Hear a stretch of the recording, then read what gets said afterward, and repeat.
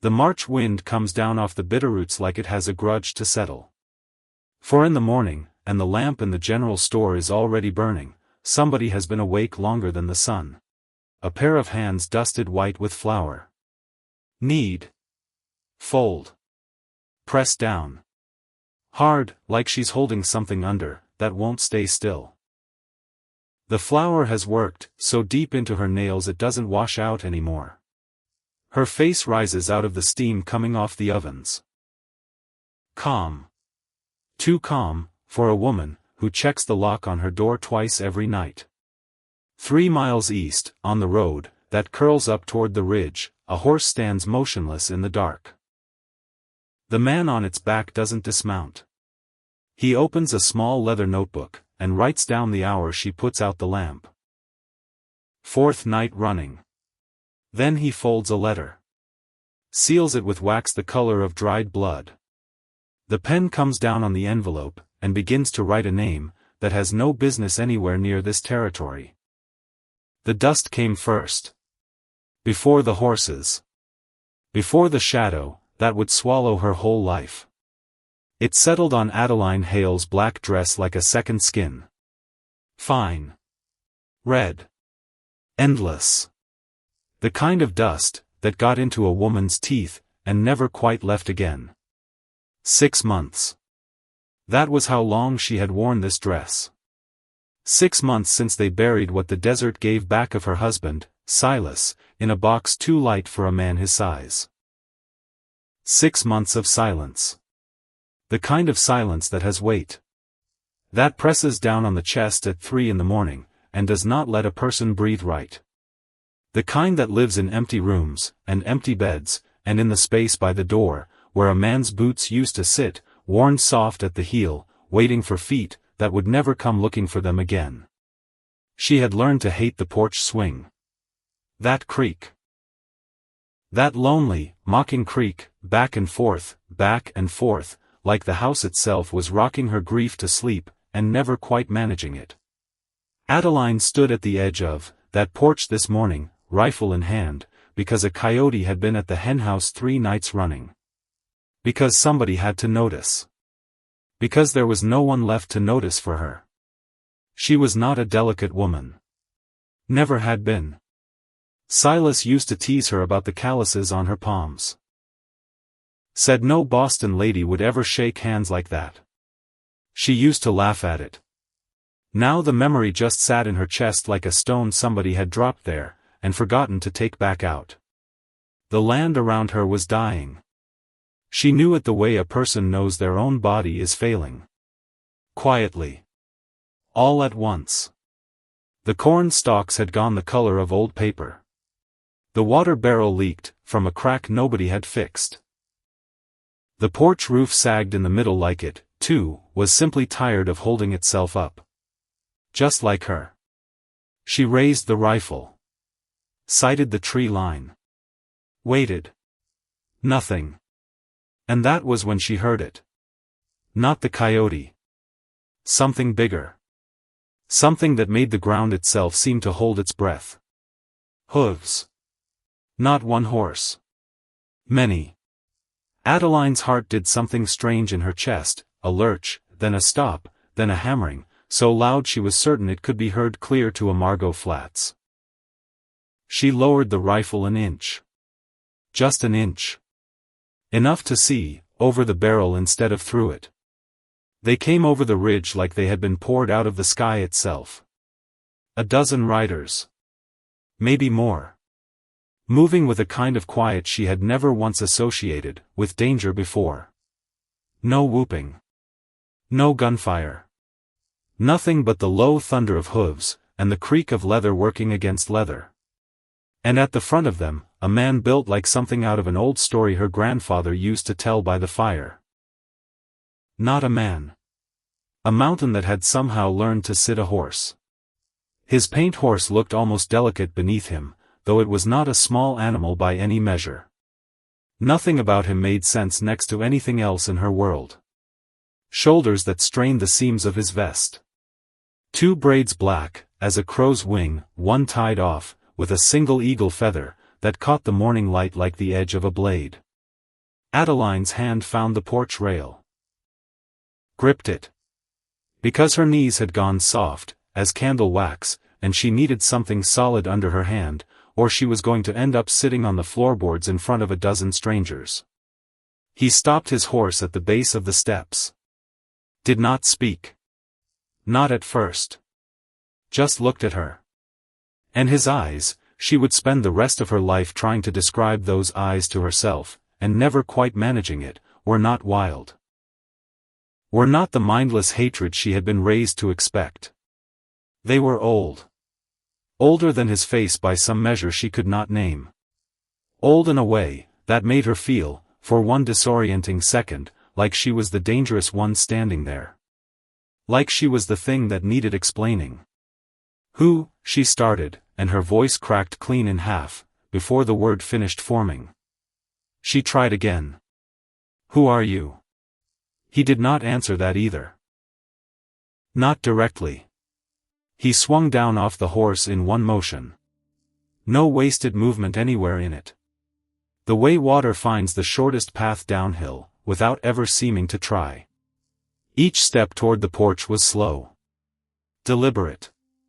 A drumbeat counting down to something she did not yet understand and would spend the rest of the morning wishing she did not have to. He stopped at the bottom step.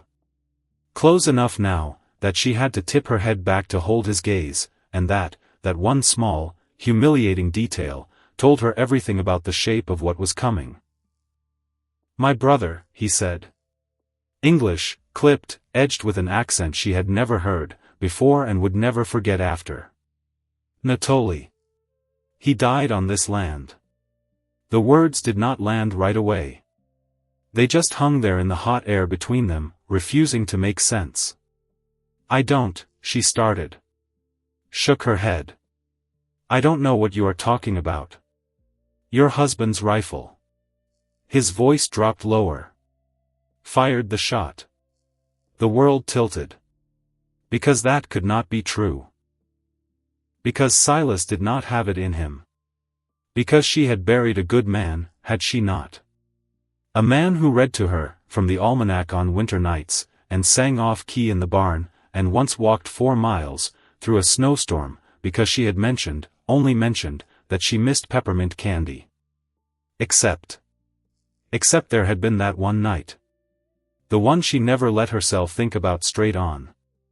Silas stumbling in past midnight, claiming a fall, from his horse, refusing to meet her eyes for 3 whole days after. The gold coins she found in his saddlebag 2 weeks later, that he swore on his mother's grave, he had won at cards. She shoved the thought back down. Buried it as deep, as she had buried him. You're lying, she said. But it came out thin. Came out like a question dressed up, as a statement, and not fooling anybody, least of all herself. He did not blink. A life for a life, he said. A bloodline for a bloodline. His spirit will not rest. It will not be settled with your death. Relief, God help her, actual relief, flickered through her chest for half a second. Then he kept talking. Death is too simple, he said. It will be settled with life. She did not understand. Not yet. Some animal part of her brain understood, before the rest of her caught up, and that part went very still, and very cold, the way a rabbit goes still, when the shadow of the hawk first crosses the grass. My life, he said, joined with yours. His gaze dropped, just for a heartbeat, to the flat of her stomach. A gesture so intimate, so possessive, that she felt it like a hand actually laid against her skin. She recoiled a full step backward, and the porch rail dug hard, into her spine. His blood was spilled, into this dust, he said. My blood will be planted in you. A son. By winter. The rifle in her hands felt suddenly like a toy. Like nothing at all. You are out of your mind, she breathed. You murdering. The word caught. She tried again. You rode down my husband. Left him for the coyotes. And now you dare stand on my land, and tell me. Your husband was not alone. Something flickered across his face. Not quite anger. Something colder than anger. He met us with fire. We answered. The debt is owed. His eyes moved. Slow. Taking in the sagging roof. The cracked barrel. The corn dying in rows like soldiers, who had given up the fight, before it ever started. You are alone, he said. Not a question. A verdict already handed down. I have my honor, she snapped, and the words tasted like Silas, like something borrowed, from a dead man's mouth, because she had no words of her own left standing. And I would die, before I let a heathen like you touch me. He took one step up. She recoiled like she had been struck. Because his shadow, this close, blotted out the entire sky. Because she could smell him now, horse and leather, and underneath it something clean, and green like pine, after rain, which was the last thing on earth she had expected, and somehow the single most unsettling detail of all. Dying, he murmured, is easy. A pause. The kind of pause that has teeth. Living is the challenge. He turned. Just like that.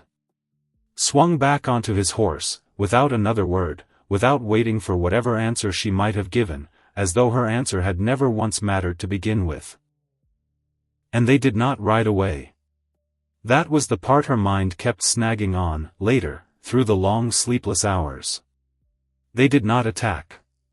Did not burn anything. Did not drag her off, into the hills the way every penny dreadful she had ever half listened to said they would. They rode to the creek. The one thin ribbon of water, that kept her homestead breathing at all. And there, in plain sight of her porch, they began to make camp. Adeline stood frozen, with the rifle hanging useless at her side, while the sun dragged itself down toward the hills, painting the whole valley the color of a fresh wound. By winter, you will have my son growing inside you. Not a threat. A sentence already handed down. She was only waiting now to hear the gavel fall. She did not sleep that night. Did not think she would ever sleep again, honestly, lying rigid in the bed she used to share, with a man she was no longer certain she had ever truly known, listening to the wind carry faint sounds up, from the creek. Low voices. The occasional stamp of a horse. Nothing threatening in any single one of those sounds, which was somehow worse than, if there had been. Because a war party screaming, and burning, a person could understand that. Could brace for that. Could die fighting that, at least, with some scrap of dignity left intact. This was patience. This was a man settling in to wait her out the way a spider waits at the center of a web it has already finished building. The days bled together after that. 1 week. Then 2. Adeline did her chores, with the shotgun never more than an arm's length away. Propped against the well. Leaned by the henhouse door. Tucked beside her on the buckboard seat.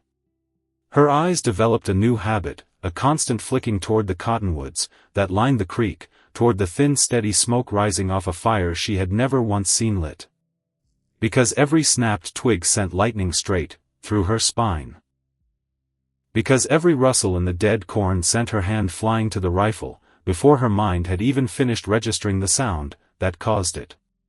Because sleep, when it came at all, came in scraps. 20 minutes here. An hour there. Always shattered by dreams of patient, unreadable eyes that seemed to see straight, through the walls of her house, and into whatever was left of her underneath. She watched them too.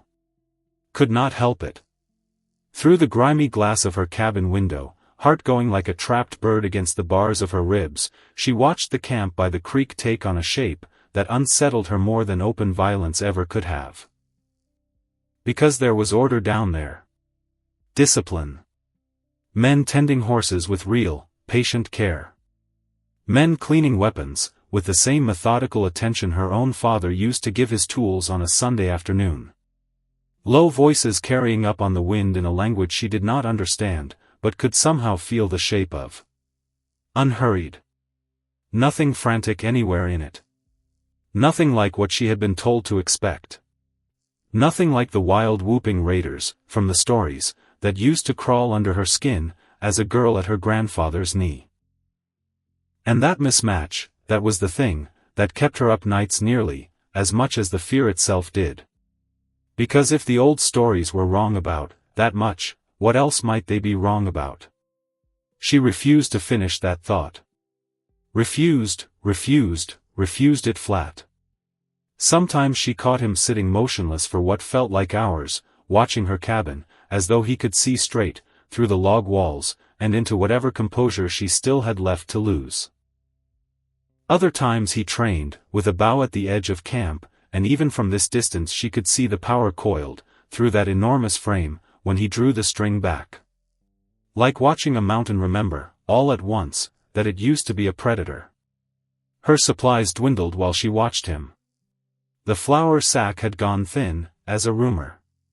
The salted pork was down to its last gray slab. Which meant a trip into Amargo Flats. Half a day's ride each way, through country that now felt less like open range, and more like the inside of somebody else's trap. She hitched old Daisy to the buckboard on a morning, when hunger finally won out over fear.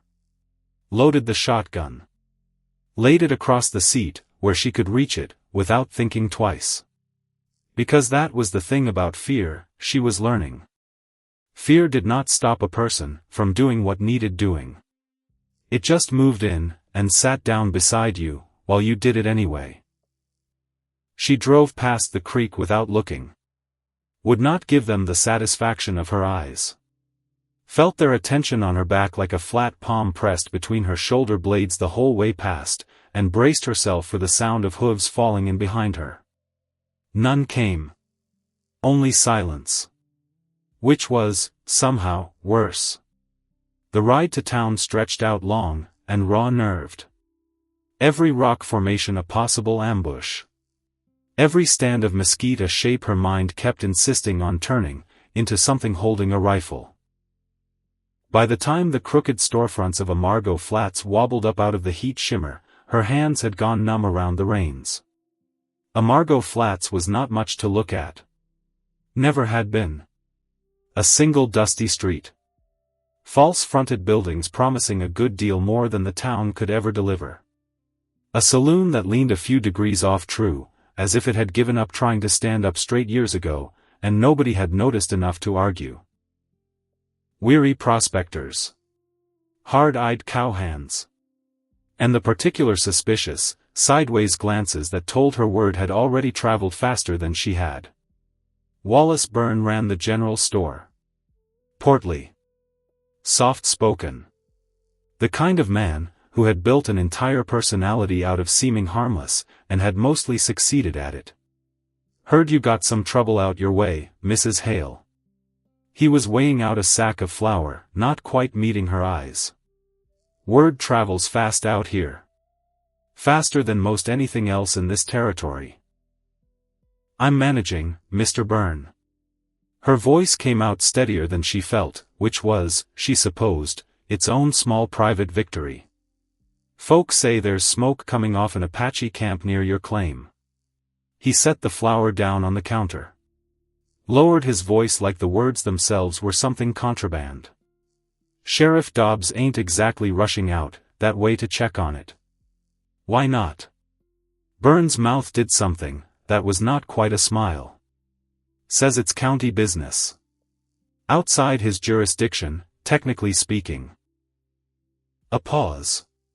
Between you and me, Mrs. Hale. That man is yellow clean through. Always has been. Something cold settled in Adeline's stomach. Because if the law was not coming, that meant exactly one thing. She was on her own out there. Had been for weeks now, honestly, and had simply not let herself say it plainly, until this precise moment. I'll manage, she said again, because it was the only thing left to say, and because saying it out loud sometimes made it feel a fraction more true than it actually was. She was loading her supplies onto the buckboard, arms full of flour, and salt pork, and the last of her coin, when a shadow fell across her, and a voice slid in smooth, as oiled leather. "Mrs. Hale. What a surprise, seeing you out here alone." Garrett Voss. His land bordered hers to the south. His clothes never once seemed to belong to this country. Too fine. Too clean. Cut for a man who had never in his life pulled a plow through hardpan. His smile was the kind that had been practiced at length in a mirror. His cologne cut through the dust and horse sweat of the street like something entirely foreign, that did not belong here, and knew it. He had made her offers on the land before. Renewed them, with less and less patience, since the funeral. "Mr. Voss." She kept her tone flat. "Cool. I don't have time today. A lady like yourself." He tipped his hat, though his eyes did not match the courtesy of the gesture at all. "Shouldn't be making trips like this alone. Especially with renegades camped practically on your doorstep. I can manage my own affairs. Can you?" A pause, just long enough to sting properly. "That land of yours is too much for one woman. Especially now. The water rights alone, well.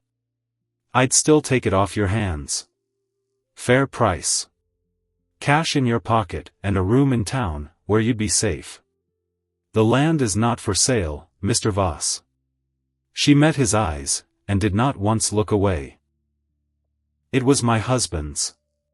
Something tightened behind his smile. Just a flicker. Gone almost as fast as it had come. "Your husband is dead, Mrs. Hale." His voice had lost its silk now, gone flat and hard underneath.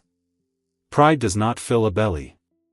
And it certainly does not stop a bullet. He touched his hat again. Sauntered off down the boardwalk like he had not just said something that would echo in her chest the entire ride home. Adeline stood there a long moment.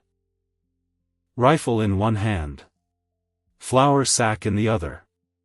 And a cold, crawling unease working its way up her spine, that had nothing whatsoever to do with the camp by her creek. Because there was something in the way Voss said pride does not fill a belly. Something too specific.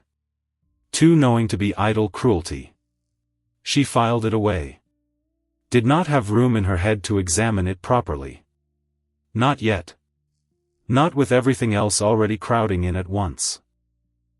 The ride home stretched even longer than the ride out had, dread pooling heavier in her stomach, with every mile, because now she had two separate threats to watch for instead of one, and neither of them showed the smallest sign of going away on its own. But when the cabin finally came into view, everything sat exactly as she had left it. Chickens clucking in their coop. Nothing disturbed. Nothing burned. Relief and confusion tangled together, so tightly she could not pull them apart. Because if he wanted her dead, or wanted her gone, or wanted anything so simple as revenge, he had possessed every chance in the world to take it, while she was gone. An empty house. Nobody at all to stop him. And he had not touched a single thing. She stood in her own yard a long moment, the last of the daylight going gold, and then gray around her, and let herself feel, only for a second, before burying it, the shape of a question she was not ready yet to ask out loud. What is he actually waiting for? That night she lay awake again, staring up at the ceiling, replaying the whole day in fragments. Burns' soft voice. Voss's cold one underneath it. The silence down at the creek, that had, somehow, without her noticing exactly, when it happened, stopped feeling quite so much like a threat and started feeling like something else. Something she did not yet have a word for. Because a man bent purely on violence does not sit still for 2 weeks watching a widow mend her own fences. Because a man who wanted her land burned would have burned it by now. Which meant something else entirely was going on here. Something slower. Something with its own private logic she had not yet cracked open. Until a sound outside made her go rigid in the dark. Boots on dry grass. Clothes. She was up, and across the room, before she had fully decided to move, rifle in hand, heart slamming so loud she could feel it in her own teeth. She eased to the window. Peered out into the moon-washed yard. Nothing. A coyote, maybe. Or the wind playing tricks with dead cornstalks. Or her own mind, worn thin as old rope, finally beginning to fray at the edges, from carrying too much for too long. She stood there a good while before her pulse settled enough to let her go back to bed. And even then sleep did not come easy. Just that same loop, over and over. His voice, low as a held breath. Living is the challenge. Morning came gray and reluctant. Adeline forced herself, through the motions of the day. Feed the chickens. Check the fence line. Haul water from the well, that groaned louder every time she worked the handle, as if it were one bad morning away from giving out entirely. She kept catching herself glancing toward the creek. Kept catching herself, worse, wondering which of the distant figures moving around that camp was him. She hated that she could pick him out at 100 yards by silhouette alone now. Hated that some traitorous corner of her mind had already started cataloging details she had no business noticing at all. The way he moved, unhurried, like a man who had never once in his life needed to rush toward anything. The way the other warriors seemed to orbit him, without ever being told to, the same way iron filings arrange themselves around a magnet, without anyone explaining the reason why. She did not understand it. Did not want to understand it. And yet. By mid-afternoon a rider came up the trail, from the south, and for one gut-lurching second she thought Voss, come to press his offer again, or worse. But it was not Voss. It was Sheriff Dobbs. He rode up slow, hat pulled low against the sun, the kind of man who looked perpetually tired even on days he had not done a single thing to earn it. He did not dismount. Simply sat there on his horse at the edge of her yard, eyes flicking once, briefly, toward the smoke rising off the creek, before settling back on her. Mrs. Hale. A nod. Nothing more offered than that. Sheriff. She kept the rifle loose in her hand, not aimed, simply present. A fact sitting in the conversation, that neither of them needed to name out loud. Heard you got yourself some unwelcome neighbors. He said it the way a man comments on weather. Like it was simply a fact of nature, not a thing anyone could reasonably be expected to act upon. That's one way to put it. County line's a funny thing out here. He scratched at his jaw. Technically that creek sits just this side of my jurisdiction. Technically. He let the word sit there, doing all the work he clearly had no intention of doing himself. Adeline felt something hot rise up in her chest. Held it down. Barely. So you're not going to do anything. Didn't say that. He shifted in the saddle. Would not quite meet her eyes now. Said it's complicated. It doesn't feel complicated, from where I'm standing, Sheriff. It feels like there's an armed camp on my property line, and the law has decided to look the other way. Now, that ain't fair, Mrs. Hale. Isn't it? He did not have an answer for that. Just sat there a moment longer, horse shifting restlessly under him, before he touched his hat, and turned back the way he had come. She watched him go. Watched the dust settle back down slow, over the trail. And felt, for the first time, since Tocho's shadow had first fallen across her porch, something new mixed in, with the fear. Anger.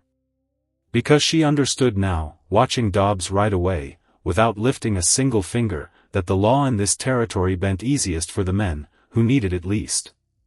That Voss's particular brand of danger, polished, patient, wrapped in a fine coat, and a fair price, earned a lawman's full attention only, when it wanted it, and none whatsoever, when it did not. And that whatever was happening down by that creek, whatever this stranger actually wanted, from her, she was going to have to face it entirely alone. Just her. And a shotgun. And a house slowly, quietly falling apart around her no matter how hard she fought to hold the whole of it up. The days kept stacking on top of one another, after that, one nearly indistinguishable from the last, except for the small, strange details that snagged in her memory despite her best efforts. The way the warriors laughed her, because they did laugh sometimes, in the evenings, low and easy around their fire, sounded almost ordinary carried on the wind. Human, in a way, that unsettled her more than silence ever would have. The way he never once crossed the line, onto her land proper. Stayed exactly at the creek's edge, day after day, as though there were an invisible fence there only he could see, and had chosen, for reasons entirely his own, to respect it. The way, twice now, she had caught herself standing at the window a beat too long, studying his shape at that distance, before catching herself, and yanking the curtains shut like a woman, who had just been burned by her own carelessness. She told herself it was only vigilance. Only a captive keeping careful track of her jailer. She was aware, some nights, lying awake in the dark, that this was not entirely true. And she hated herself a little for it. Hated the traitor part of her mind, that kept circling back to his eyes, older than his years, steady in a way nothing else in her life had been steady for a long, long time. One evening, restless and unable to sit still in the cabin a moment longer, she walked the fence line at dusk, rifle over her shoulder, the sky behind the western ridge doing the thing it did out here, burning down through orange and violet into a bruised, deep blue that made the entire valley look like something out of a painting nobody would ever quite believe was real. She stopped near the creek. Not close. Close enough. The camp was quiet at that hour. Fires just catching. A few of the men tending horses in that same unhurried, careful way she had noticed so many times now. And there he was. Sitting apart from the others, on a flat stone near the water, doing nothing at all. Just watching the light change, over the hills, the same as she was. For one long, strange moment, their eyes met across the distance. Neither of them moved. Neither of them looked away first. It should have terrified her. Some nights it still did, the memory of it, hours later, jolting her upright in bed, with her heart going too fast for sleep. But standing there in that particular dusk, rifle heavy on her shoulder, she felt something else entirely. Something she did not have a name for, and was not, yet ready to look at directly. She turned first. Walked back toward the cabin, without looking behind her, though she could feel, or imagined she could feel, which amounted to nearly the same thing, his gaze following her the whole way. That night, for the first time in weeks, she did not dream of unreadable eyes, and drumbeats, and the terrible weight of a promise she had never agreed to. She dreamed of nothing at all. Slept clean through until dawn. Woke feeling, for one disorienting moment, before memory came crashing back in, nearly rested. She hated how much that frightened her. More than the vow itself ever had. More, even, than Voss's cold smile in the middle of a Margot Flat's dusty street. Because fear she understood. Fear had rules. Fear told her exactly what to do. Bar the door. Load the rifle. Watch the tree line without blinking. This, whatever this new, quiet, unnamed thing was, coiling up slow in her chest, this had no rules whatsoever. And she had no idea, not even the faintest notion, what it was going to ask of her, before all of this finally ran its course. 3 days after that, she rode back, into a Margot Flats for what she told herself was simple necessity, a length of rope, more nails, a new wick for the lamp, that had started guttering, and found Wallace Byrne behind his counter, as always, weighing goods out, with that same soft, careful voice of his, that never seemed to carry any real weight of its own. Still holding up out there, Mrs. Hale. Still standing. She set her coins on the counter. He counted them slow. Did not look up right away. Voss been back around? Not since the last time. A pause that stretched a beat too long. He's a persistent man, Mr. Voss. Once he sets his mind on a piece of land. Byrne finally glanced up, and something in his expression she could not quite place moved across his face. Not unkindness exactly. Something closer to a man watching a house he already knows is going to burn down eventually, and does not intend to lift a finger about it. "You know him well?" she asked. "Careful. Testing the ground." "Known him a long while." Byrne wrapped her nails in brown paper, hands moving with practiced ease. "Longer than most folks in this town, I'd expect." He did not offer anything further than that. And Adeline, standing there in the dim, dusty light of the store, felt that same cold unease, from before creep back up her spine. The one she still had not found the shape of. Still had not managed to name. She thanked him. Took her goods. Walked back out, into the blinding white heat of the street. And there, across the way, outside the saloon, she saw them. Voss. And a lean, rough-looking man she recognized only vaguely, from around town, someone who did odd jobs for whoever paid best that week. The two of them stood close together, heads bent, voices too low to carry. She was not meant to see it. She understood that much instinctively, the way a person understands they have walked in on something private, without anyone needing to say so out loud. Voss looked up. Caught her watching. And smiled. That same smile, from before, the one that never once reached his eyes. He touched his hat, easy as anything, as though they were simply two neighbors crossing paths on a dusty street, with nothing whatsoever to hide. "Mrs. Hale," he called, pleasant as church bells. "Do give my regards to your Apache friends." The way he said it, friends, dressed up soft, and mocking in the same breath, sent a chill straight through her despite the heat pressing down on the street. Because he knew. Knew about the camp. Knew, likely, about the vow itself, possibly details she herself did not have yet. And he was smiling about it, as though it all amused him greatly. As though her fear, her land, the armed men camped on her creek, all of it was simply one more piece being moved across a board only he could see the whole shape of. She did not answer him. Simply climbed up, onto the buckboard, back straight, and drove out of Amargo Flats, without once looking behind her. But she felt it the whole way home. That look. That smile. Sitting cold and heavy in her chest like a stone dropped into still water, sending out ripples she could not yet trace to their edges. Something was moving underneath all of this. Something larger than one grieving widow, and one grieving warrior facing each other across a dying creek. She simply did not know, yet how deep it ran. Or how much of what she thought she knew about her own husband, her own marriage, her own life on this land, was about to come apart in her hands like rotted rope.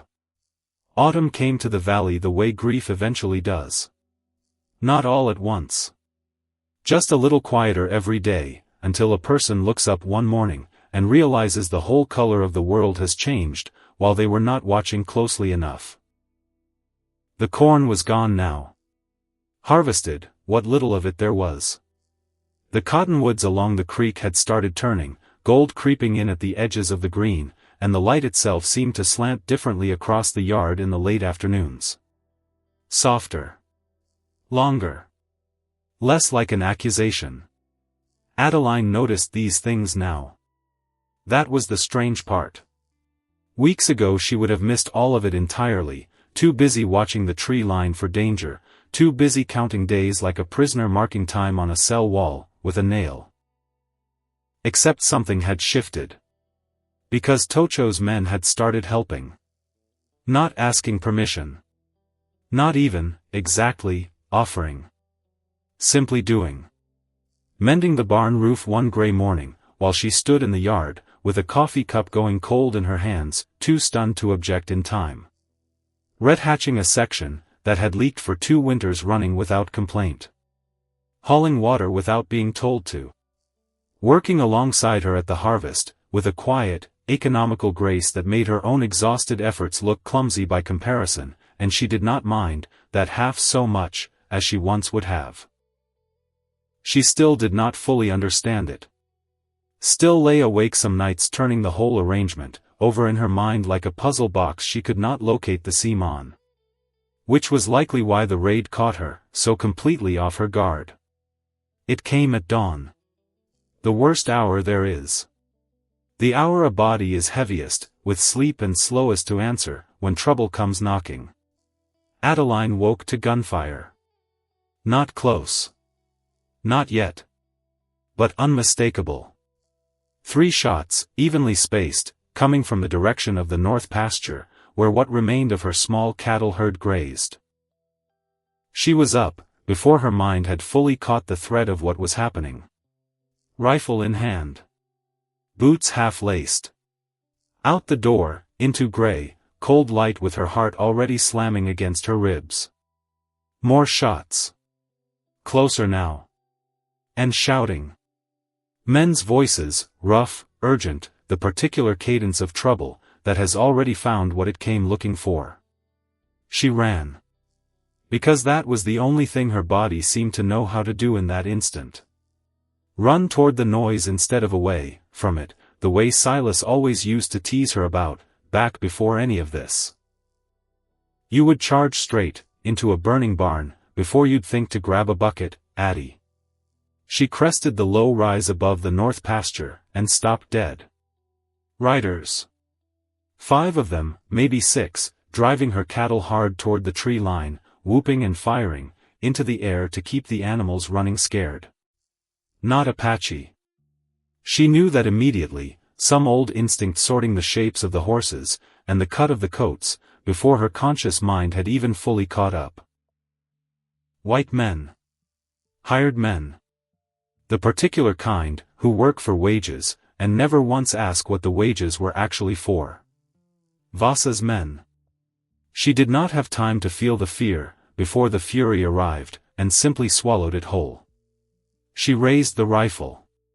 Fired once, wild, more to announce herself than to actually hit anything, and one of the riders wheeled his horse toward her, rifle already coming up level. And then the air itself changed. Because an arrow took the man clean off his saddle, before she had even registered movement in the brush to her left. He hit the ground hard, rolled once, did not get back up. And out of the low scrub came Talon, bow already drawn again, moving with the same unhurried, lethal economy she had started to recognize in all of them by now. Kestrel came from the other side. On foot, moving fast and low between the mesquite, a war club in one hand. And then Tocho. He came down off the rise on horseback like something poured straight out of the hillside itself, and the sight of him, full daylight, in motion, no longer sitting still, and patient by a creek, hit her like a physical blow to the chest. This was the part of him she had only ever glimpsed before now. The part built for exactly this. He rode straight into the scattering riders. Not reckless. Precise. Every movement calculated a half-second ahead of wherever the fight actually was. Adeline dropped to one knee, reloaded with shaking hands, and fired again. This time she hit something, a horse, maybe, or a saddle, she could not tell in the chaos of it, and one more rider peeled off, and fled hard for the tree line, 2 others close behind him. It was over in minutes. Which did not feel true. Which felt, in the ringing silence afterward, like it should have taken hours, should have left the entire valley changed beyond all recognition. But the cattle were only scattered, not stolen. The raiders who could still ride were already gone, dust rising thin behind them toward the south. Toward Vasa's land. Adeline stood slowly. Rifle still smoking faintly in her hands. Legs unsteady beneath her in a way that had nothing whatsoever to do with running. Tocho reined his horse around. Rode back to where she stood. Dismounted. For a long moment neither of them said one single word. "You're hurt," she finally managed, because there was blood on his forearm, a shallow cut, already darkening at the edges. "It is nothing." "It's not nothing." She stepped closer, before she had quite decided to. Reached for his arm, without thinking twice about it, the way she might once have reached for Silas's, the way a body reaches instinctively for whoever is nearest in the aftermath of danger, animal and entirely unthinking. "Let me see." He let her. That was the part that stayed with her longest afterward, turning it over in her mind, that night and many nights following. Not the fight itself. Not the arrow, not the fury, not the sight of him riding down men twice her size like they weighed nothing at all. The way he simply let her take his arm and look. Stood there, still and unmoved, while she pressed a strip torn from her own sleeve against the wound. "That was Voss," she said. Not a question. "His men." Tocho's jaw tightened. "Not the first time." She looked up sharply. "What do you mean, not the first time?" "Small things." He said it like it cost him nothing to admit, though something underneath his voice suggested otherwise entirely. "A fence cut. A horse spooked loose. We did not tell you." "Why not?" "Because you had enough to fear already." The simplicity of it landed somewhere deep in her chest, and stayed there, warm and unwelcome, and impossible to argue against. Around them, Talon and Kestrel were already at work, rounding up the scattered cattle, checking the fallen raider, who turned out to be alive, if unconscious, and would be dragged unceremoniously to the edge of the property, and left there for whoever eventually came looking. Adeline finished tying off the bandage on Tocho's arm. Did not let go right away. "Thank you," she said. Quiet. Meaning it more than the two small words could possibly carry on their own. He looked down at her hand still resting on his forearm. Then up at her face. "You fired first," he said. "Before we came." "I did." Something that was not quite a smile moved across his features. "You are not what I expected, Adeline Hale." It was the first time he had used her full name. It landed strange, and warm in her chest, like a key turning at last in a lock she had not even known existed. "Neither are you," she said. Neither of them moved for a moment. The morning light was climbing gold, over the ridge now, burning off the last of the gray, and somewhere behind them a meadowlark started up its ordinary, unbothered song, as if nothing at all unusual had just happened in this particular valley. Then Talon called something across the pasture, and the moment broke, and they both stepped back at the exact same instant, like two people, who had both realized simultaneously, that they had been standing closer than either had actually intended. That evening she cooked for all of them. It had become something like a ritual by then, unspoken and entirely unplanned, the way real rituals usually start. A pot of stew grown large enough for a dozen instead of one, beans and the last of her dwindling potatoes stretched thin, with whatever game they had brought in that week. They ate around the fire outside her cabin. Talon told some long, winding story in his own language, that made Kestrel laugh, so hard he nearly choked on his food, and though Adeline understood not one word of it, the sound of that laughter, easy, human, unguarded, did something to loosen a knot in her chest she had not even realized was still tied that tight. Tocho sat near her. Not beside her exactly. Near enough that it mattered regardless. "What did he say?" she asked, nodding toward Talon, who was still grinning. "A story about Kestrel, and a very stubborn mule." Tocho's mouth twitched, nearly a smile. "It loses something. In your language. Try me." He considered it a moment. Then, haltingly, in a mixture of his clipped English, and gestures that did more work than the words themselves ever could, he told her a shortened version. Something about Kestrel, younger, and a pack mule, that had refused to cross a river for 2 full days, and the elaborate, increasingly undignified methods the younger warriors had attempted, before the animal simply wandered across on its own the moment nobody was watching it any longer. Adeline laughed. Really laughed, for the first time in longer than she could accurately remember, and the sound of it startled her almost, as much as it seemed to startle him. "You laugh like your husband's rifle," he said. Then paused, as though surprised by his own words. "Loud. Before a person expects it. Is that an insult? No. He watched the fire a moment. It is a good sound. This land has not heard it in some time. She did not have an answer ready for that. Simply sat there in the firelight, the warmth of it on her face, watching this man, who had once terrified her, so thoroughly that she could not hold a rifle steady in his presence. Now she could not imagine the evening, without him sitting somewhere in it. That, she thought later, lying awake and staring up at the ceiling, was the moment she should have been most afraid. Not the day he rode up, with a war party at his back. Not the vow itself. This. The quiet. The firelight. The laughter that came far too easy now. Because vows could be broken, or bargained with, or simply survived, through sheer stubborn will alone. This, whatever this actually was, growing slow and unbidden in her chest, this she had no idea at all how to survive. Some nights that autumn she caught herself, without quite meaning to, opening the old trunk in the corner of her bedroom. The one she had not touched, since the week she buried Silas.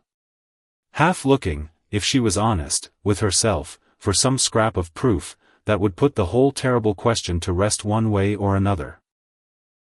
His good coat. His father's watch.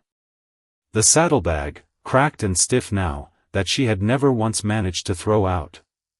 She found the gold coins again, the same handful she had discovered back in the first raw weeks of her mourning, and shoved away half-examined, unable then to look at them straight on.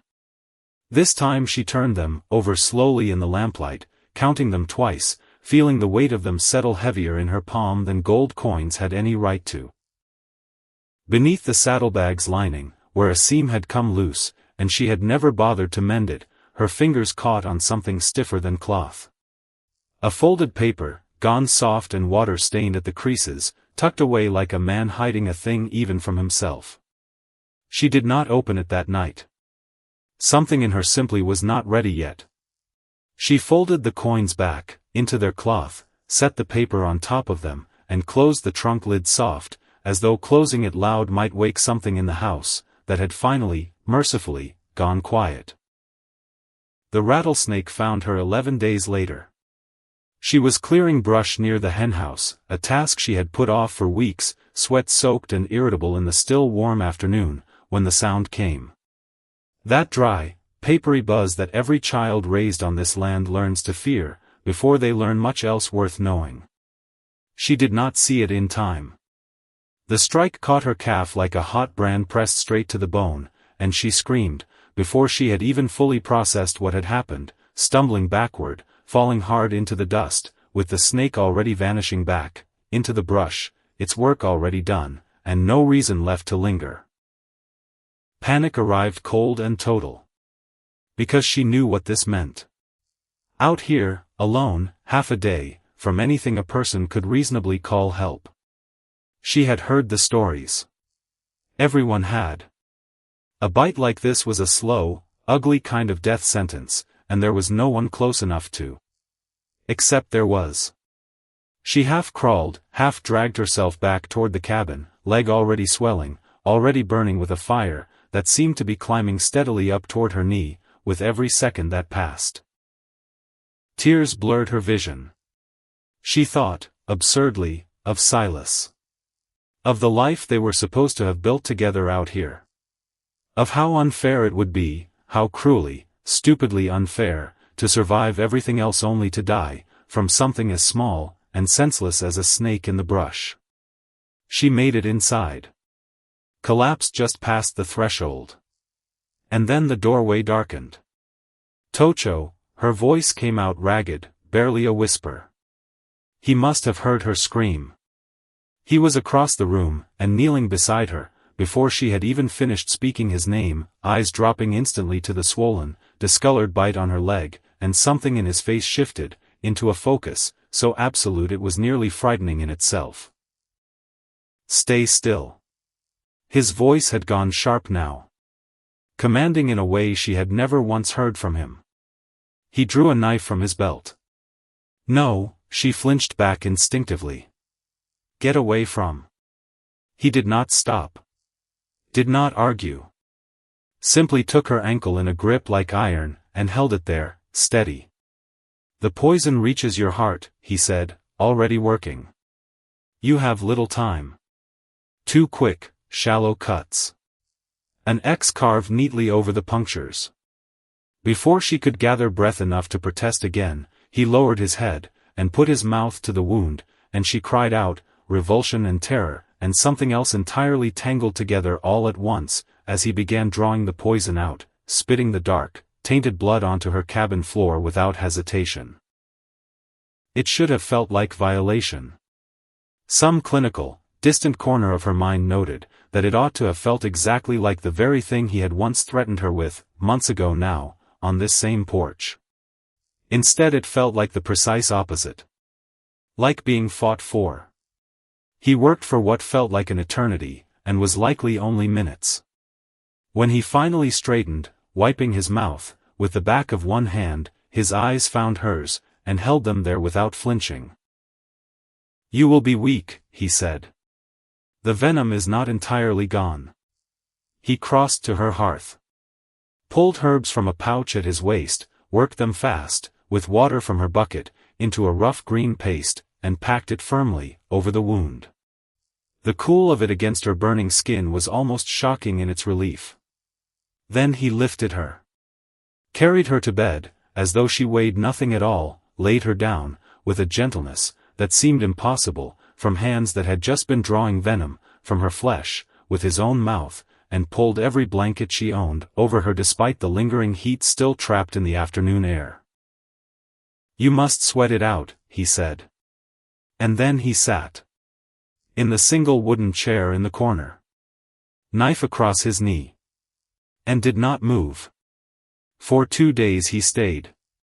She drifted in and out of fever, the room tilting and blurring around her at odd angles, and every time her eyes cracked open he was there. Bringing water. Forcing her to drink even when her stomach rebelled hard against it. Changing the poultice on her leg, with hands that were, for all their size, unfailingly careful about it. She said things during the fever she barely remembered afterward. Fragments. Silas's name, spoken out into the dark like a question nobody could answer. Something about the porch swing, the creak of it, how she used to hate that sound and now missed it terribly, because at least it had once meant somebody else was living in this house alongside her. Once, she was fairly certain this part was real, and not fever dream. She woke in the gray hour, before dawn, and found him still sitting there, watching her, and for one disoriented, half-conscious moment felt no fear whatsoever. Felt, instead, safe.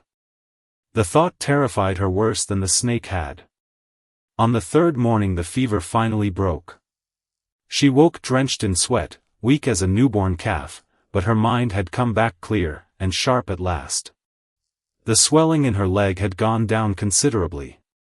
The pain had settled into something manageable now, a deep ache instead of a burning agony, that had eaten through everything else. He was still in the chair. Still watching her. Why, she whispered, throat raw from disuse. Why did you save me? He rose. Came to the edge of the bed, and looked down at her for a long moment, before answering at all. A dead mother cannot bear a son. The bluntness of it should have stung. Should have, by every reasonable measure, undone whatever fragile warmth had been quietly building between them these past weeks. Instead she just felt tired. Too tired, and too raw, from 3 days of fever, to summon up the anger those words genuinely deserved. Is that all I am to you? She asked. A debt owed. A vessel and nothing more. Something crossed his face. Regret, perhaps. Or something close enough to it. No, he said. Quiet. That is not all. Then what? He did not answer right away. Sat instead on the edge of the chair he had occupied for 3 straight days, elbows on his knees, looking down at his own hands, as though they might somehow contain the words he was still searching for. My husband, she said finally, when the silence had stretched too long to bear a moment more. You told me he killed your brother. I need to understand it. All of it. Every part. Tocho nodded slowly. There was a raid, he said. Not by us. Men on shod horses. White men. They struck a camp near Whistling, Washington. Old ones. Women. Children too young yet to fight for themselves. They took horses. Grain. Whatever else they could carry off. Adeline's chest tightened hard. We tracked them, he continued. Followed their trail 3 days into this valley.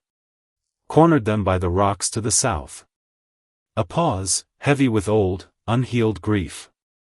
Natoli went first. He was young. Eager to prove something to men older than himself. Your husband, his jaw worked once, was a good shot.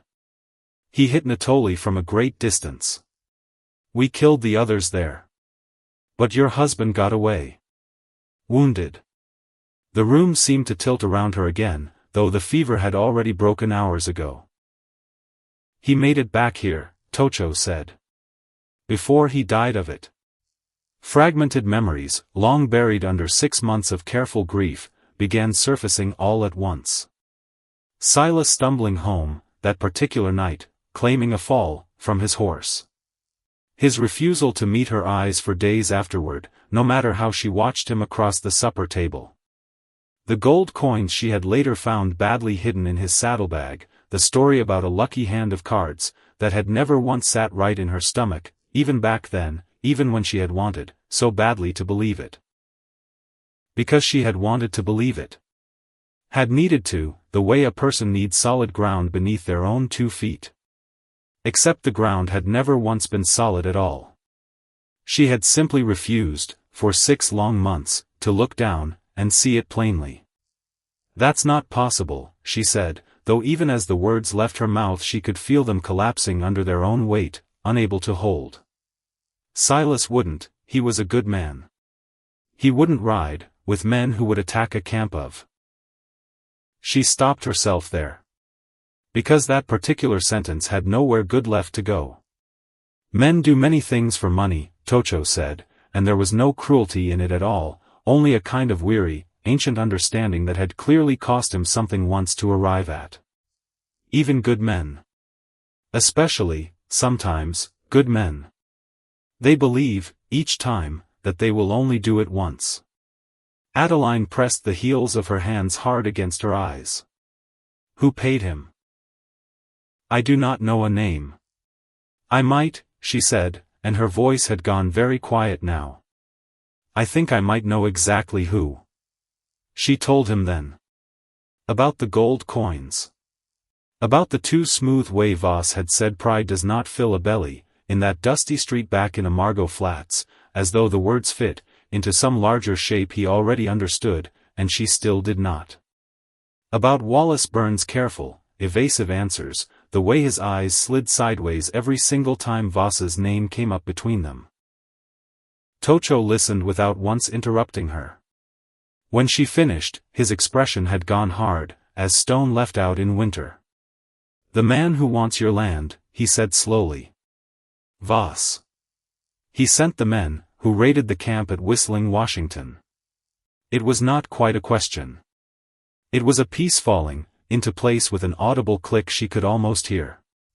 I don't know, that for certain, Adeline said, though her own voice betrayed exactly how little doubt remained standing in her now. But I think Silas owed him money. I think that's why he went. Not for hatred. Not for cruelty. Her voice cracked clean through. For debt. Because he was afraid, and weak, and Voss knew precisely how to use that weakness against him. Tocho was quiet a long moment.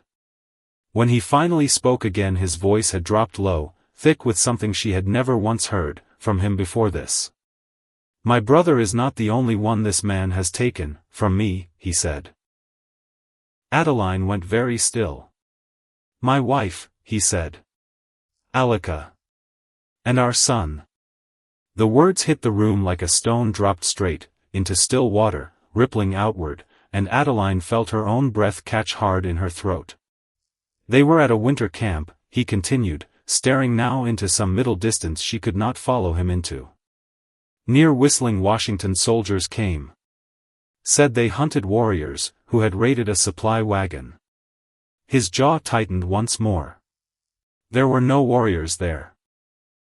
Only women. Children. Old ones too slow to travel far. Tocho. They burned it anyway. The silence after, that stretched long, and nearly unbearable. Adeline reached out, slow, and took his hand, the same hand that had drawn poison from her leg 3 days before, the same hand that had thrown itself between her and danger more times now than she could easily count. "I'm so sorry," she said. It felt pitifully small set against the true size of what he had just told her. "I'm so sorry, Tocho." He looked down at their joined hands. Something in his face, hardened by years of carried grief, seemed for one moment to crack open just slightly at the edge. "Sorrow is a river," he said quietly. "All people must cross it eventually. It has drowned many along the way. Do you think," her voice shook. She forced herself to finish the thought anyway. "Do you think it's connected? Whistling Wash and your brother? Silas and Voss? All of it, somehow, the same thing?" "I do not believe in so many separate cruelties," Tocho said. "Not from one man's hand reaching this far, into two entirely different lives." Neither of them said the name out loud again after that. They did not need to. 2 nights later, once the last of her strength had returned enough that she could sit up in bed, without the room tilting, Adeline finally opened the folded paper from the trunk. It was a requisition slip. Army stamped. Water stained badly at every crease, as though it had traveled a long way in a wet saddlebag, and been forgotten there for years. A supply order for a winter campaign near Whistling Wash, signed off by a quartermaster, whose name meant nothing to her at all. Except the counter-signature meant everything. G. Voss. Provisioner. Her hands went cold holding it. Because this was not simply a rancher, who had hired desperate, hungry men for a cattle raid gone badly wrong. This was a man connected, by ink and paper, and a signature nobody had ever thought a widow would find, to both griefs at once. Natoli's death. And the deaths of a wife and son whose names Tocho could still barely bring himself to say out loud in full. She did not show it to him that night. Something in her was not, yet ready to hand over a wound this fresh, and watch it open all the way. She folded the paper back along its old, soft creases, tucked it beneath her pillow, where she could feel the shape of it, through the ticking, and lay awake along, while listening to the wind, understanding, with a cold, and settling certainty, that she was now carrying something that would matter a great deal more than she, yet fully understood. Later that same week, once Adeline's strength had returned enough to sit outside on the porch for an hour at a stretch, she found herself talking with Talon while Tocho hunted at the tree line with Kestrel. Talon was easier to talk with than she had expected. Quieter than Kestrel, but with a dry humor that surfaced unannounced, and eyes that carried their own weight of old sorrow whenever the conversation drifted anywhere near the past. "You lost someone too," she said. Not really a question anymore. She had started to recognize, by now, the particular stillness that settles over a person carrying grief of that specific weight. Talon was quiet a moment, working a piece of leather slow between his hands. "A sister," he said finally. "Younger. She did not survive the sickness that came through 3 winters back. The soldiers brought blankets. Said they were a gift." His mouth tightened. "The sickness came with them. I'm sorry. It is an old grief now. It does not cut so sharp anymore." He glanced toward the tree line, where Tocho's shape was just visible moving through the brush. "His grief is not old yet. It still cuts very sharp. I noticed. He has not spoken of Alika to anyone. Not since it happened. Talon looked at her directly then, something assessing moving behind his gaze. Until you. Adeline did not have an answer ready for that. Simply sat with it, the porch boards warm beneath her, watching the tree line, where the man, who had once terrified her now moved, with quiet purpose, hunting for a household, that had somehow, without her ever quite noticing the exact moment it happened, become something very much like her own. The days that followed took on an entirely different texture. Because now she understood the shape of what they were both carrying. Two people from different worlds entirely, who had each lost nearly everything to the same slow, patient cruelty of a man, who dressed his greed up in fine coats and reasonable prices.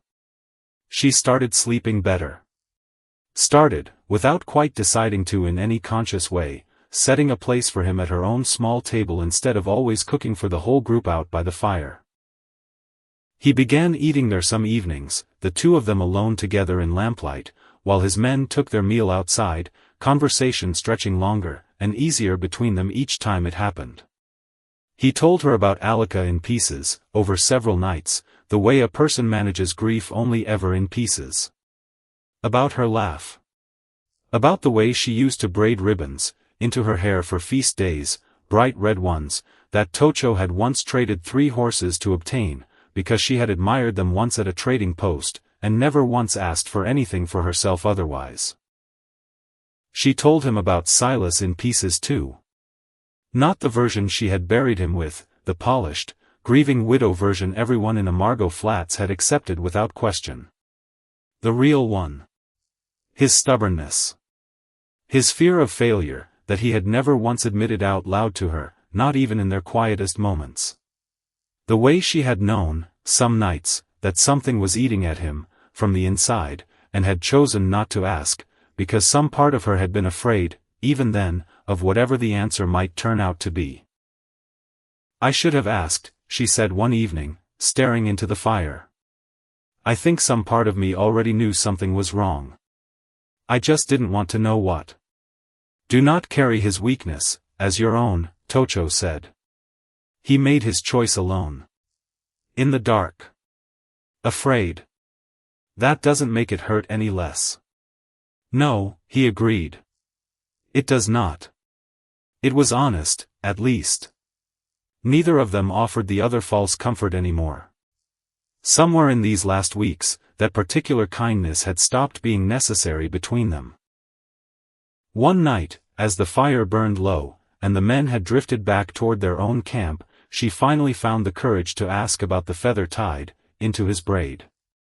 The single eagle feather she had noticed the very first day, in the worst moment of terror she had ever known, and had somehow never once stopped noticing since.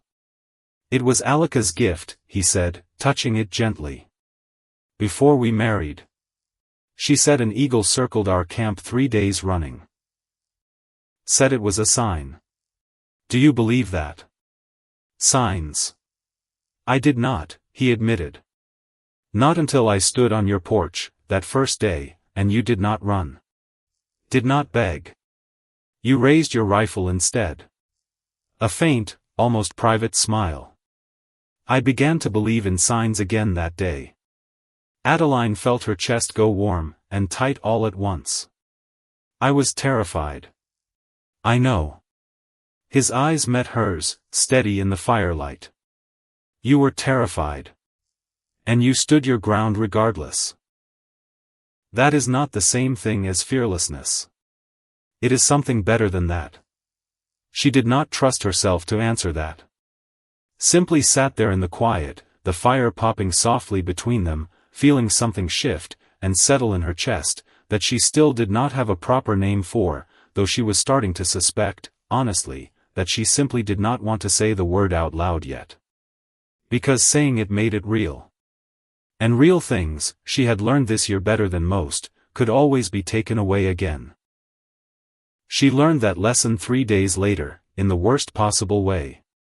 She had ridden into Amargo Flats again for supplies, necessary now, with autumn deepening fast, and winter not far behind it, and stopped by the general store, as always, Wallace Byrne weighing out her goods, with that same soft, unhurried voice. "Getting cold early this year," he said, folding paper around a wedge of salt pork. "You'll want to stock in well, before the passes close for good." "I intend to." She counted coins onto the counter. "Your Apache friend still camped out that way?" His tone was light. Conversational.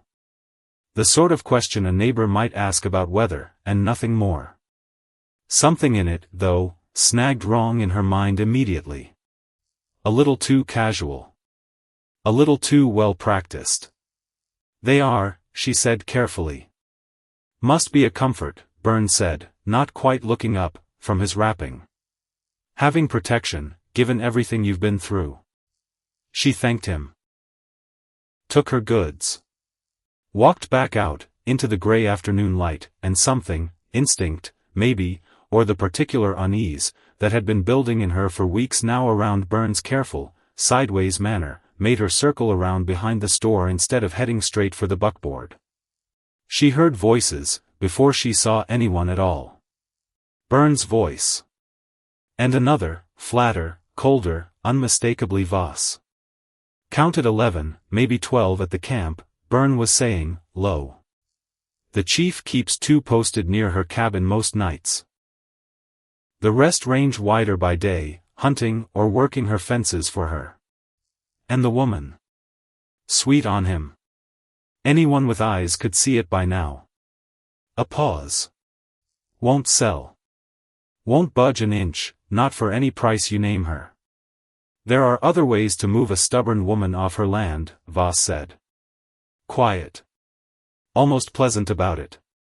Especially once the law understands exactly what kind of company she's been keeping out there. Adeline's blood went straight to ice. She backed away, from the wall slow, careful, heart hammering so loud she was certain the sound alone would give her whole position away. Made it to the buckboard on legs, that did not feel entirely her own anymore, climbed up, and drove out of town at a pace just barely short of a full gallop, glancing back twice to be sure nobody had followed. Wallace Byrne. The soft-spoken man, who had sold her flour and nails for months on end, who had offered sympathetic little half-truths about Sheriff Dobbs' cowardice, who had seemed, if anything, like the single gentle face in a town otherwise full of hard eyes, and harder intentions. He had been reporting to Voss the entire time. Every detail. How many warriors? Where they stood watch. How the wind was blowing between her and Tocho, information that had nothing whatsoever to do with land or water rights, and everything to do with a man patiently building a case, piece by careful piece, for whatever came next. She did not slow the buckboard until the homestead finally came into view, and even then her hands would not stop their shaking. Tocho met her in the yard, before she had fully brought the animals to a stop, some instinct in him apparently attuned already to the particular quality of her fear even, from a distance. What happened? She told him. All of it, tumbling out too fast, barely coherent, until he took her by the shoulders, gently, but firm enough to anchor her in place, and made her slow down, and say it again, clear this time. When she finished, his face had gone hard, as flint struck twice. "Byrne," he said. Just the name. As though it confirmed something he had already half suspected on his own. "You knew." "I did not know. I wondered." His jaw set tight. A man who is only ever kind, and never once acts on his kindness, is often a man protecting something else entirely underneath it. "What does this mean?" Adeline's voice shook despite her best effort to steady it. "If Voss knows everything, how many of you, where you stand watch?" "It means he is not planning to wait any longer," Tocho said quietly. "It means winter will bring more than snow this year." Behind them, Talon and Kestrel had gathered close, faces grim in the fading light, and Adeline understood, standing there in her own yard, with the cold creeping in at the edges of the day, that whatever fragile peace they had built here, over these past weeks, the shared meals, the firelight, the slow, unlikely warmth growing between her and a man she had once been certain would be the death of her. All of it was about to be tested in a way none of them could fully prepare against. Because Garrett Voss had been watching this whole time too. Patient. Careful. Building his case in the shadows, while she had been slowly learning to trust the very thing he intended, all along, to use against her. She looked up at Tocho, at the hard set of his jaw, at the steadiness in his eyes despite everything he had just learned in the space of a single afternoon, and felt something settle in her chest, that was neither fear, nor grief but something sturdier than either. Resolve. Then we don't wait either, she said. We get ready. Tocho studied her a long moment. Something that might, in a gentler world, have been pride moved across his features. Yes, he said. We get ready. The wind picked up, as the sun finally dropped behind the western ridge, carrying with it the first real bite of the coming winter, and somewhere out past the tree line, unseen and unheard, the first pieces of Garrett Voss's long, patient plan were already, quietly, beginning to move into place. The first snow came 2 days, after Adeline stood in Wallace Burns' shadow, and heard her own life discussed like a ledger entry waiting to be closed out. Fat flakes. Wet ones. Melting the moment they touched the dust, but promising more behind them, the way the first snow always promises more behind it out here. Nobody said the word attack out loud. Nobody needed to. Because Tocho had already stopped sitting still by the creek at dusk, watching the light change like he once had. Now he stood at the tree line at dawn instead, studying the ridgeline like a man reading a letter written entirely in terrain. And Talon and Kestrel had stopped laughing around the fire at night altogether. Which told her more than any conversation could have managed on its own. Adeline spent those 2 days doing the only thing that kept her hands from shaking outright. Work. She counted shells. Recounted them. Cleaned Silas's old Winchester, until the barrel gleamed, though it had never once actually been dirty to begin with.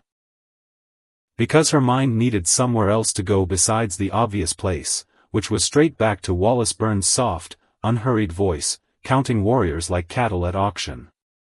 2, maybe 3, near her cabin most nights. The rest ranging wider. She kept hearing it.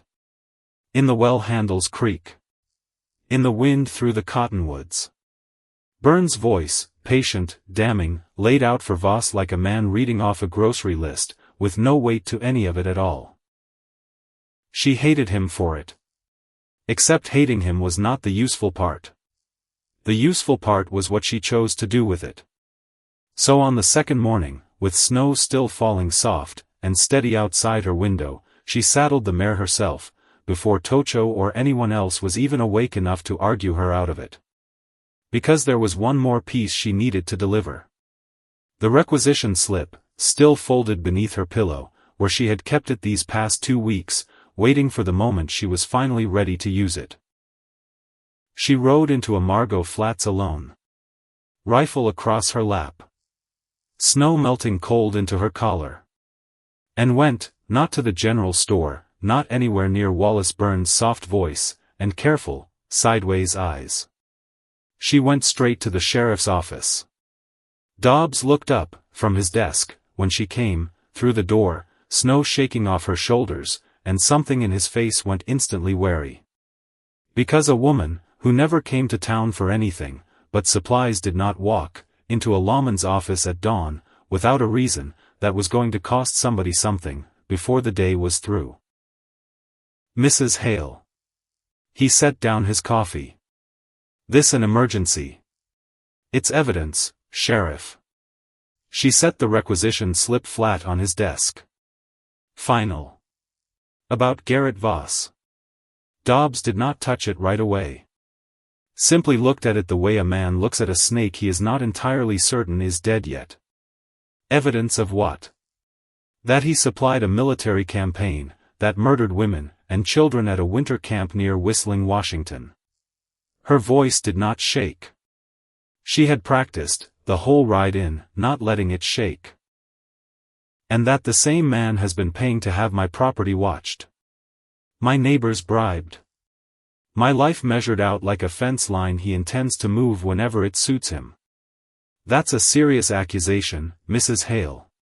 It's a serious document, Sheriff. He finally picked it up. Read it. Read it again, slower this time, and something shifted behind his tired eyes. Not conviction yet. Not quite. But the first real crack in a wall, that had been holding steady, by his own choosing, for a very long time. Where'd you get this? My husband's things. Dobbs looked up sharp. Your husband was involved. Yes.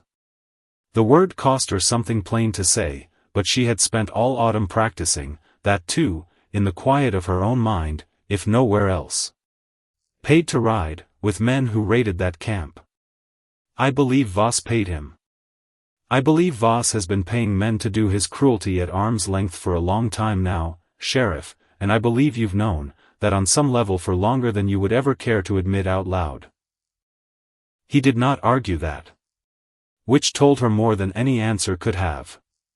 This ain't proof of much, on its own, he said finally. Careful. A signature on a supply order, nothing more. It's a start. She met his eyes, and held them there without flinching. And I have men out at my homestead right now, who are about to be attacked by a small army Voss has spent weeks building. If that happens on your watch, with this sitting unread on your desk, Sheriff Dobbs, that is not county business anymore. That is a choice you are making, plain and simple. He was quiet a long moment. I'll look into it, he said. It was not a promise. She understood that clearly, riding back out of town, snow thickening now, wind picking up cold, and sharp off the ridges. It was not a promise at all. But it was something. And something, these past months, had slowly taught her to be enough to work with. She made it back to the homestead just past midday, half frozen through, the mare lathered, from the pace she had set on the ride home. Tocho was waiting in the yard, before she had even fully reined up, his face carved, from something harder than she had seen on him before now. Where were you? Amargo Flats. Alone. It was not a question. It landed more like an accusation, and underneath the accusation, unmistakably, fear. I had to be. She swung down, legs unsteady beneath her. I gave the sheriff proof today. Proof that ties Voss to Whistling Wash directly, in his own hand. Something in Tocho's expression went very still. You went to the sheriff. Alone. With snow coming. With Voss's men likely watching every single road out of that town. I know. Adeline. Her name, when he said it like that, low and rough, did something to her chest it had no business doing given the circumstances. You could have died on that road today, and I would not have known, until it was already too late to matter one way or another. I couldn't wait for permission, Tocho. She met his eyes, steady despite the cold still shaking through her. Not with what Byrne told Voss. Not with what's coming for us. I needed Dobbs to have that paper in his hands, before the fighting started, not after. Because after, it's only one more dead woman's word said against a rich man's smile, and we both know exactly how that story ends in this territory. He stared at her a long moment. Something working hard in his jaw, some argument he clearly wanted to make, and could not quite land against the plain, unavoidable sense of what she had just said to him. Do not do that again, he finally said. Quiet. Rough. Not without me beside you. I won't need to, she said. It's done now. He reached out. Took her cold hand in both of his, warming it slow, without a single word, and for one long moment neither of them said anything more at all, snow falling soft around them both, the whole valley gone hushed, and white and waiting for whatever came next. Come inside, he said finally. Before you freeze standing right where you are. They spent that night preparing. All of them, Talon and Kestrel, two more warriors, whose names she had only recently learned to say properly, and Tocho moving among them all, with a quiet, focused authority that reminded her, uncomfortably, of the very first morning he had ridden into her life uninvited. Positions were chosen. Sightlines discussed at length.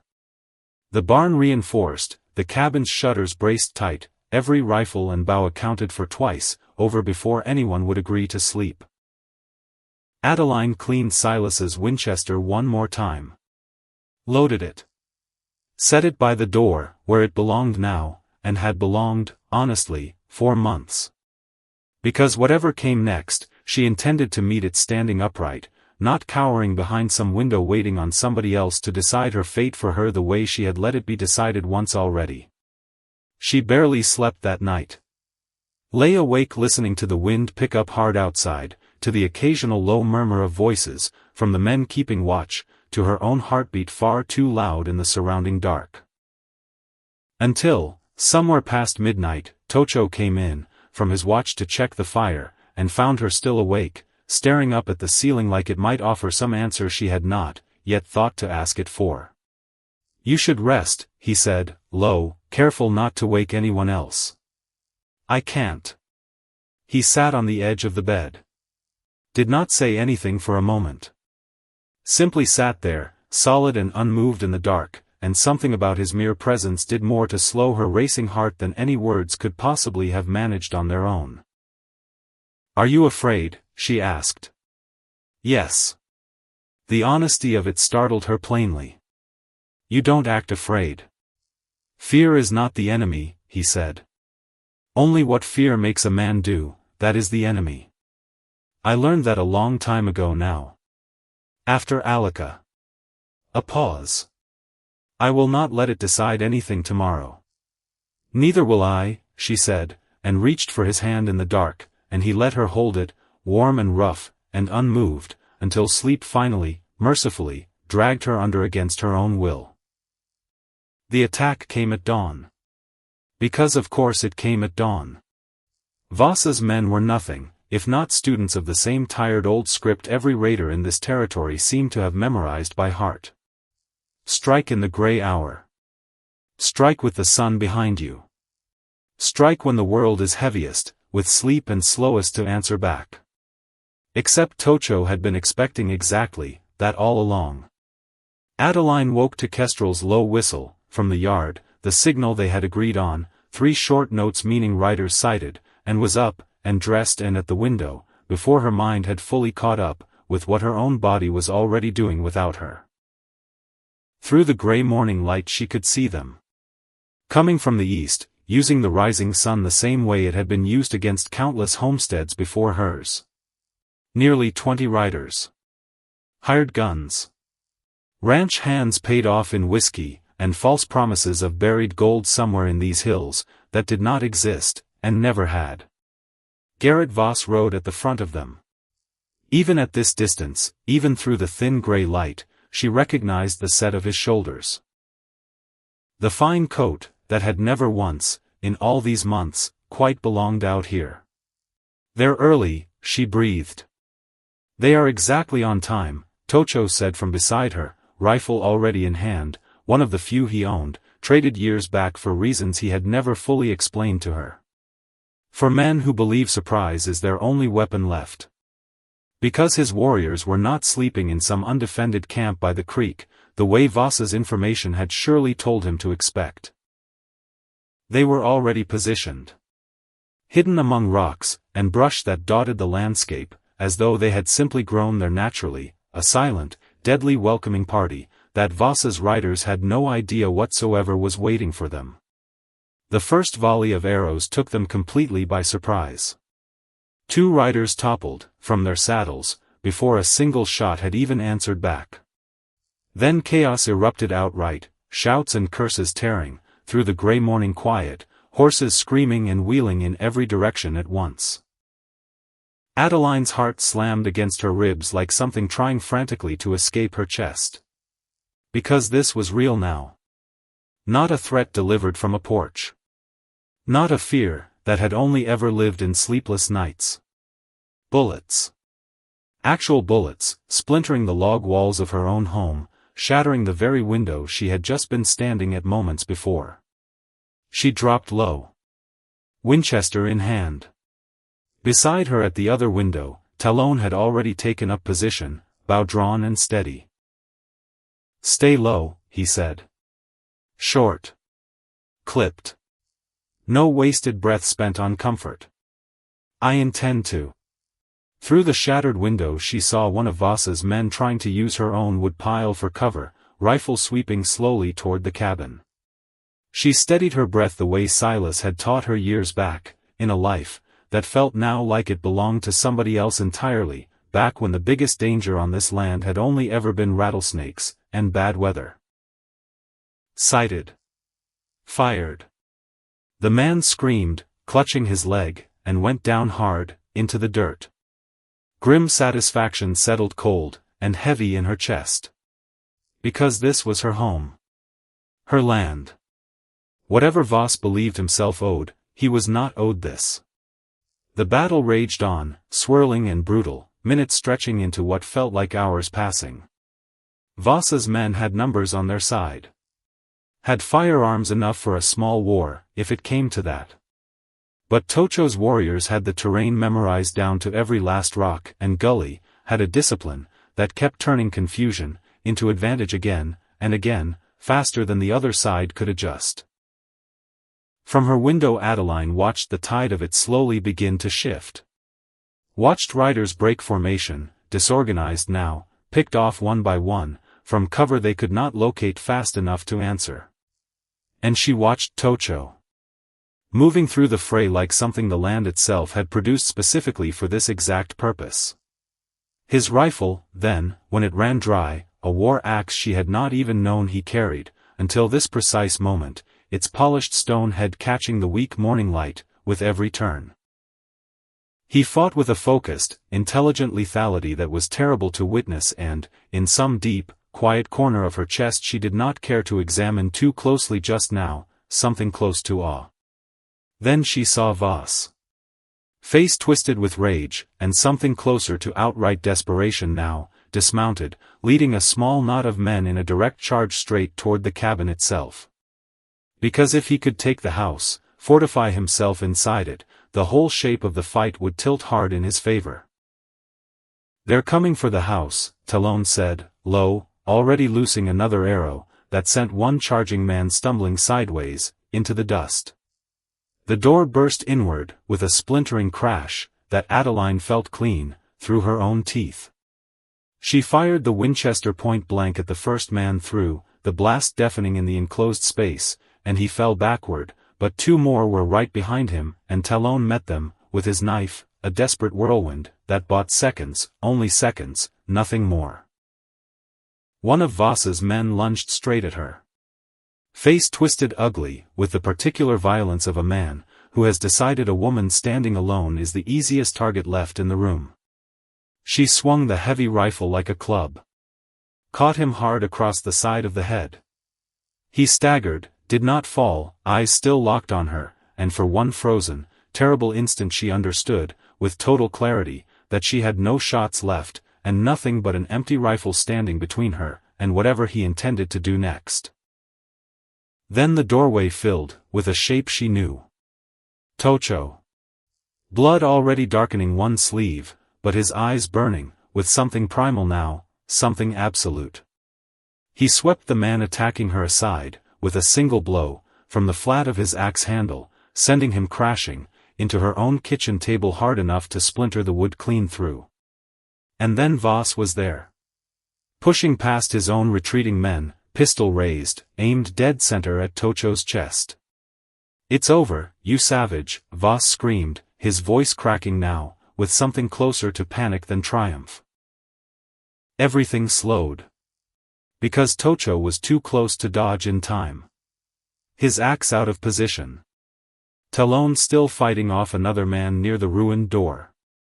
And Adeline, rifle empty in her shaking hands, watched Voss's finger begin to tighten on the trigger, with a clarity that felt exactly like drowning. She did not think. She moved. Threw her whole body at Tocho, shoving his massive frame, with everything left in her, and the momentum of it, her weight, his surprise, sent them both crashing hard to the floor together just as Voss's pistol roared. The bullet meant for Tocho's heart tore instead, through the meat of his shoulder. He grunted, pain sharp and immediate, but rolled with the fall, came up onto one knee, with a speed that startled her even now, and before Voss could steady his aim for a second shot, Tocho's axe was already spinning, through the air end, over end toward him. The stone head struck Voss square in the chest. A sickening, final thud. Voss's eyes went wide, with something between shock and outright disbelief, pistol falling from fingers that had already stopped obeying him, and he crumpled to the floor of the very cabin he had spent months scheming to claim as his own. Outside, the sound of fighting was already thinning fast. The remaining men, seeing their leader go down, breaking and scattering hard for their horses. Silence descended. Broken only by the moans of the wounded, the rising wind now carrying thick, swirling flakes of snow, through the shattered door and window, settling soft and strange, over the blood-streaked floorboards below. Adeline scrambled to Tocho's side. "You're hurt." Her hands hovered over the wound in his shoulder, blood already soaking dark through his shirt. "You are alive." He said it like it answered the observation entirely on its own, his gaze finding her face, searching it closely. "You saved my life." "You saved mine first," he said, voice rough with pain, and something warmer running underneath it. She tore a strip from her own petticoat, pressed it hard against the wound, hands trembling despite her best effort to steady them. Their faces were inches apart, the smell of blood and gunpowder and fresh snow thick in the wrecked cabin around them both. And in that moment, kneeling in the ruin of her own home, with his blood on her hands, and the last of the fighting fading away outside, Adeline understood, with a clarity sharper than any fear she had felt all morning, that he had not taken anything from her, in the end. Not her land. Not her life. Not even, as it turned out, the choice he had once framed to her, as nothing but a debt owed.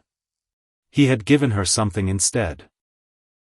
She simply had not had the words for it, until this very moment. Outside, through the snow and drifting smoke, a horse approached at a hard gallop. Adeline's stomach dropped, some old instinct bracing instantly for more danger, more men, more of whatever Voss might have left behind him. Except it was not more of Voss's men. It was Sheriff Dobbs. He rode into the yard hard, reining up so sharp his horse nearly reared beneath him, and took in the scene before him with an expression she had never once seen cross his tired, careful face before now. Not caution. Not the practiced neutrality of a man who had spent years looking the other way whenever it suited him.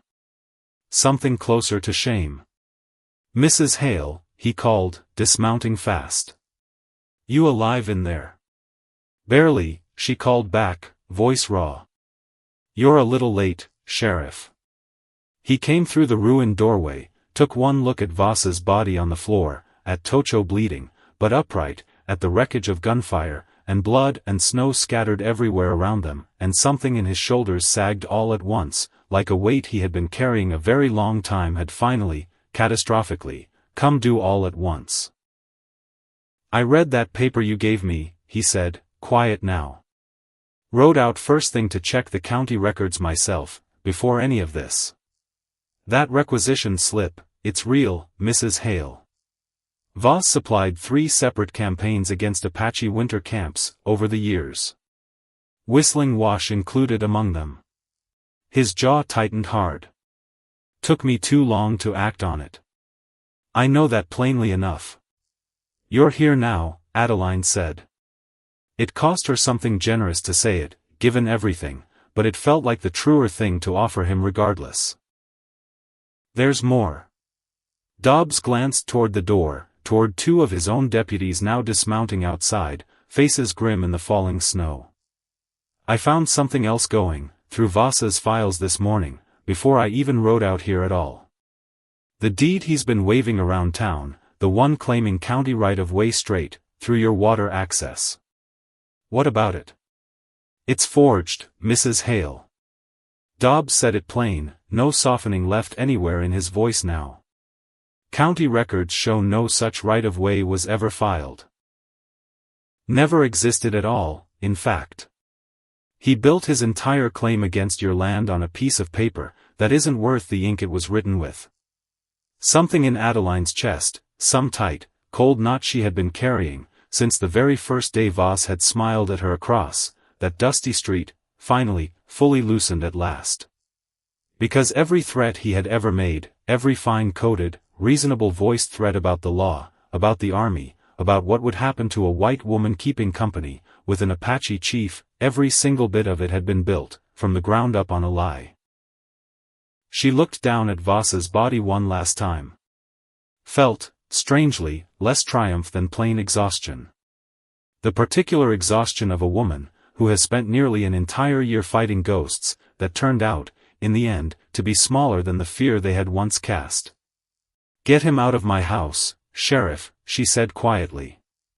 "And find Wallace Byrne. He's been feeding this man information about my property for months now. That's a conversation the two of you need to have, as well, sooner rather than later." Dobbs nodded, grim-faced. "I intend to." He organized his deputies to see to the wounded, to the dead, to whatever remained of the mess Voss had left scattered across her yard. And through all of it, Adeline stayed exactly where she was, kneeling beside Tocho, pressing a strip of torn petticoat against his bleeding shoulder, snow falling soft and endless through the broken window above them both. The snow kept falling for 3 full days after that.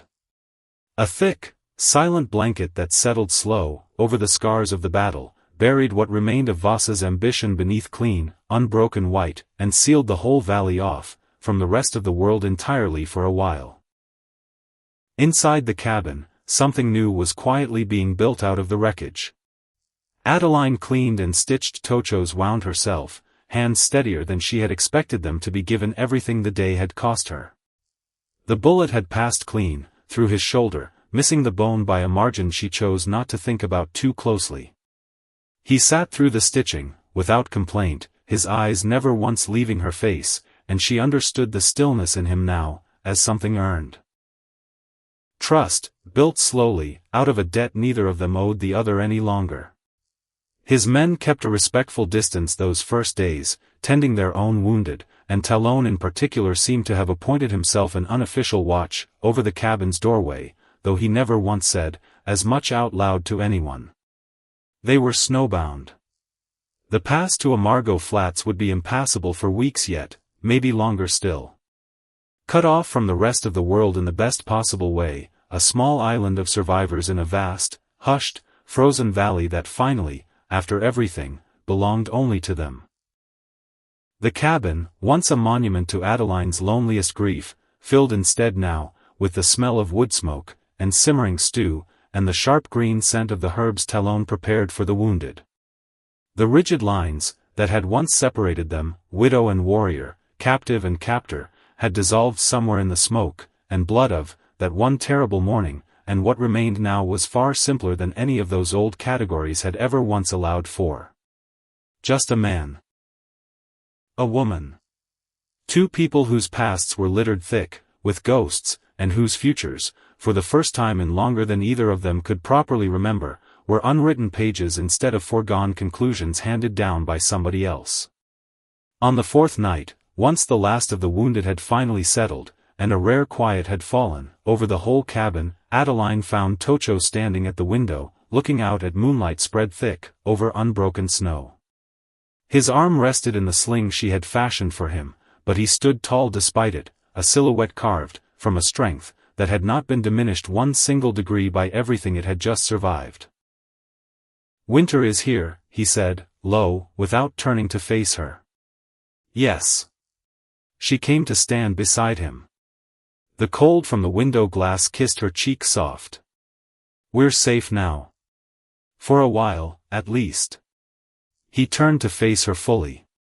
In the soft glow of the single lamp still burning, the hard lines of his face seemed, for once, entirely at rest. "The vow I made," he began, and something in his voice hesitated in a way she had never once heard from him before this moment. It was made in grief. In anger. It was the law of my people, blood for blood, plain and old. I did not know, that day, the woman I was making it to. Adeline's heart beat steady now. No longer in fear of anything. And now, she asked, quiet. Now, he said, reaching out with his good hand to touch her cheek, calloused fingers surprisingly gentle against her skin, I would not hold you to a promise made in honor of the dead alone. He looked around the small, warm cabin, at the life the two of them had bled together to protect. This is your home, he said. But you have made it a home for my people too. You have shown a courage I have not seen in many warriors twice your size. You gave your own body, as a shield for mine, without a moment's thought. The debt is gone, Adeline. You are free to choose now, freely, whatever comes next. She looked up into his face.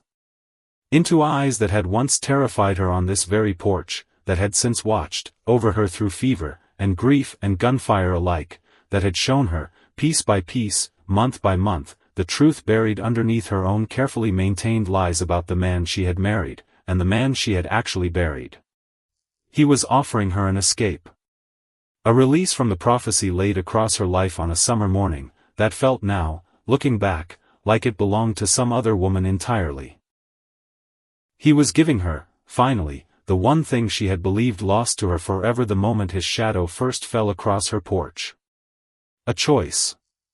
I was never free, she said, her voice clear and steady in the quiet cabin. Not truly. I was a prisoner of grief. A prisoner of a lie I told myself, so I would not have to look straight at what my husband really was. She reached up, covered his hand, with her own, where it still rested against her cheek. You didn't take my freedom, Tocho.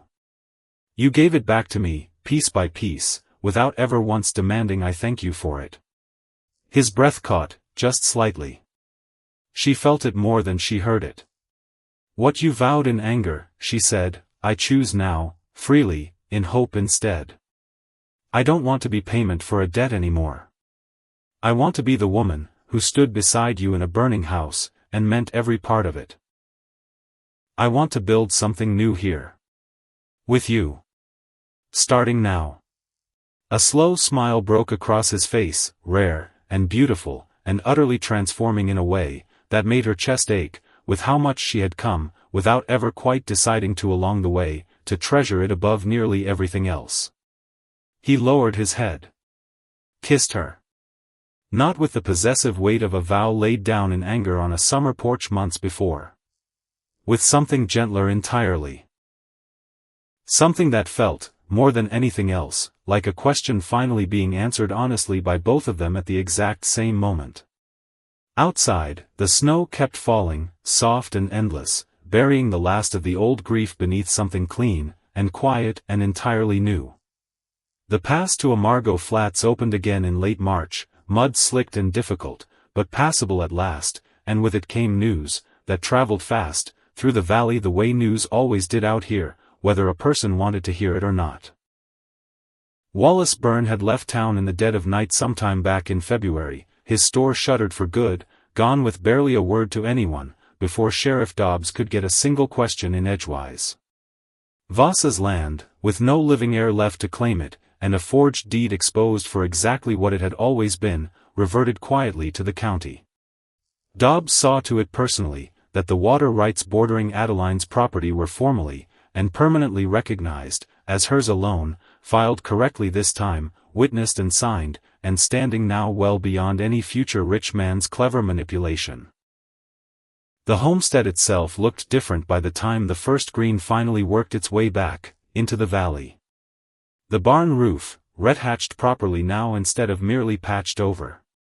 The well working smooth, and easy, thanks to a repair job, that had held strong, through an entire hard winter, without one single complaint. The corn rose, when planted again, that spring, tended now by more hands than just one exhausted widow's alone.